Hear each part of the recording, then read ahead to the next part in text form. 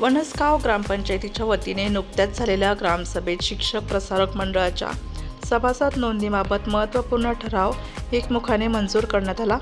धर्मदाय आयुक्तांनी यापूर्वी सभासद नोंदणीबाबत आदेश दिले असले तरी मंडळाचे अध्यक्ष व व्यवस्थापक यांनी जाणीवपूर्वक सभासद नोंदणी टाळल्याचे ग्रामस्थांच्या निदर्शनास आले।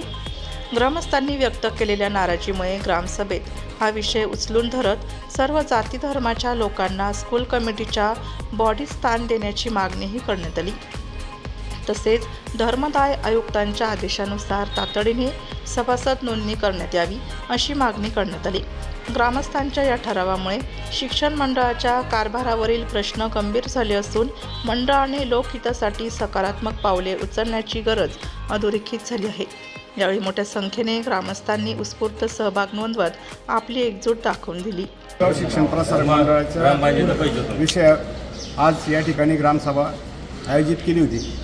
या ग्रामसभेमध्ये सर्व ग्रामस्थांनी जो आपला निर्णय आलेला आहे धर्मदाय आयुक्तांचा की सभासद करून घेणे, त्या याच्यावरती चर्चा होऊन सर्व ग्रामस्थांनी त्या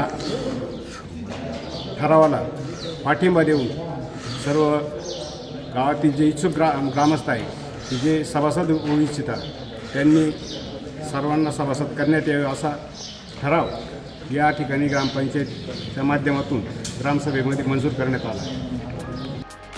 नाशिक लोकशाही न्यूजसाठी सागर निकाळे, नाशिक।